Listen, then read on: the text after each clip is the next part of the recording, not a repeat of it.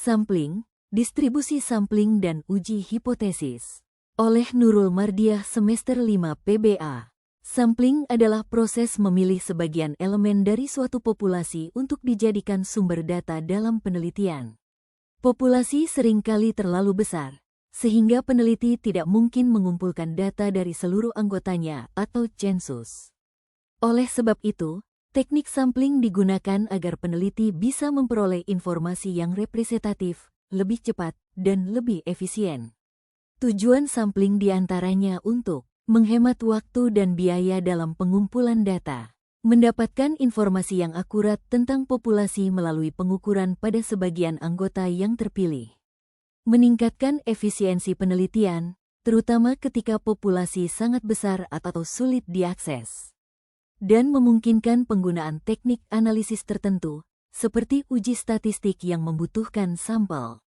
Di antara istilah penting dalam sampling yang pertama, populasi, yaitu keseluruhan objek yang diteliti. Selanjutnya, sampel, yaitu sebagian dari populasi yang benar-benar diteliti. Selanjutnya, kerangka sampel, sampling frame, yang merupakan daftar lengkap elemen populasi yang dapat dipilih menjadi sampel. Selanjutnya, parameter yang berupa nilai yang menggambarkan karakteristik populasi, misal, mikro, sigma. Dan terakhir, statistik yang merupakan nilai yang dihitung dari sampel, misal, X, S. Teknik-teknik sampling terbagi menjadi dua. Pertama, probability sampling, yaitu semua anggota populasi memiliki peluang yang sama atau diketahui untuk terpilih menjadi sampel. Teknik ini memiliki beberapa jenis, yaitu Simple Random Sampling, SRS, yaitu setiap anggota populasi memiliki peluang yang sama. Contoh, memilih nama santri secara acak menggunakan undian. Kedua, Systematic Sampling, yakni memilih sampel berdasarkan interval tertentu. Contoh, mengambil setiap orang ke-10 dari daftar santri. Ketiga, Stratified Sampling, yakni populasi dibagi menjadi beberapa strata, kelompok, lalu sampel diambil dari tiap strata. Contoh, membagi populasi berdasarkan gender, lalu mengambil sampel proporsional. Dan selanjutnya, cluster sampling, yaitu populasi dibagi menjadi beberapa kelompok, cluster, kemudian satu atau beberapa cluster dipilih secara acak. Contoh, memilih beberapa kelas sebagai sampel daripada seluruh siswa. Teknik kedua yaitu non-probability sampling, yaitu tidak semua anggota populasi memiliki peluang terpilih yang sama. Di antara jenis teknik ini yaitu purposive sampling, yakni sampel dipilih berdasarkan tujuan tertentu oleh peneliti. Contoh, memilih guru bahasa Arab yang sudah mengajar lebih dari 5 tahun. Selanjutnya, convenience sampling, sampel diambil dari siapa saja yang mudah dijangkau. Contoh, mengumpulkan data dari santri yang sedang berada di lapangan. Ketiga, quota sampling, yakni peneliti menetapkan jumlah sampel per kategori. Contoh, 20 laki-laki dan 20 perempuan. Dan keempat, snowball sampling, yakni sampel awal menunjuk sampel berikutnya. Digunakan untuk populasi sulit diidentifikasi. Selanjutnya, uji hipotesis. Uji hipotesis atau hipotesis testing adalah prosedur statistik yang digunakan untuk membuat keputusan atau kesimpulan mengenai suatu parameter populasi berdasarkan data sampel.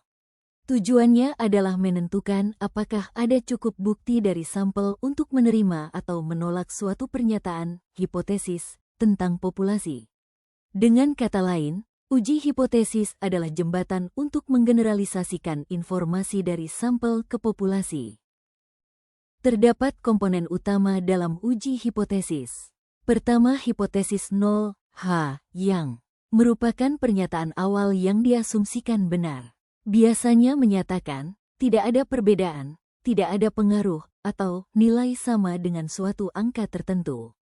Contoh, H, mu sama dengan 75, rata-rata nilai santri sama dengan 75, H, P sama dengan 0,5, proporsi tepat 50%. Selanjutnya hipotesis alternatif, H, yaitu menyatakan sesuatu yang ingin dibuktikan peneliti. Bentuknya ada yang satu arah, one tail, lebih besar dari atau kurang dari, dua arah, two tail.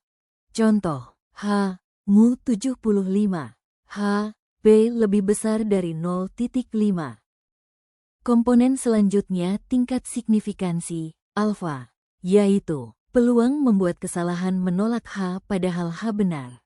Umumnya alfa sama dengan pukul 0/5, 5%, pukul 0/1, 1%, atau pukul 0,10, 10%. D. Statistik uji, tes statistik, yaitu nilai yang dihitung dari sampel untuk menguji hipotesis.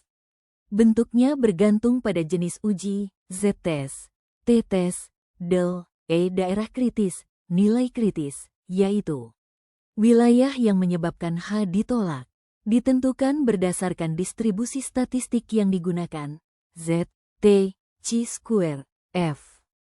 Dan terakhir, keputusan dan kesimpulan, yaitu jika nilai statistik uji masuk daerah kritis H ditolak, jika tidak gagal menolak H. Uji hipotesis untuk rata-rata, min, pertama. Uji Z untuk rata-rata, Z-test. Digunakan ketika sampel besar, N30, atau populasi berdistribusi normal dan sigma diketahui. Kedua, uji T untuk rata-rata, T-test. Digunakan jika sampel kecil, N kurang dari 30, sigma tidak diketahui.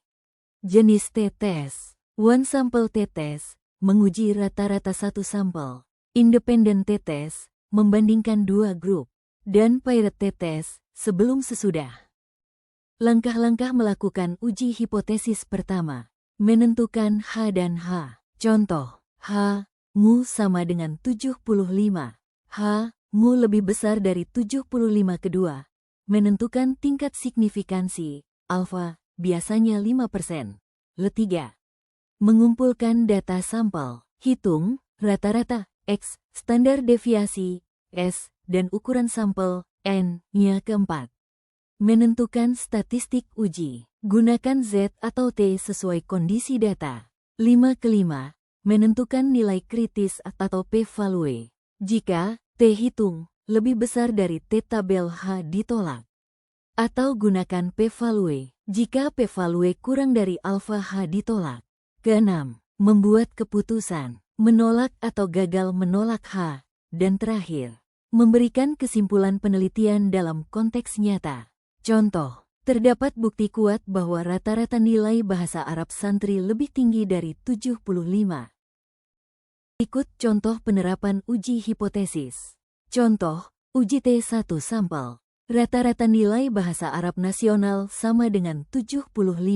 Sampel santri 20 orang, X sama dengan 78, S sama dengan 5. Uji apakah rata-rata lebih tinggi dari 75, alfa sama dengan pukul 0/5. H, mu sama dengan 75. H, mu lebih besar dari 75, uji satu arah. Derajat bebas sama dengan N1 sama dengan 19 T tabel, alfa sama dengan pukul 0/5, def sama dengan 19, sama dengan 1729. Karena 2683 lebih besar dari 1729 H ditolak. Kesimpulan, rata-rata nilai bahasa Arab santri secara signifikan lebih tinggi dari 75. Terima kasih telah menyaksikan video ini, semoga bermanfaat dan sampai jumpa lagi.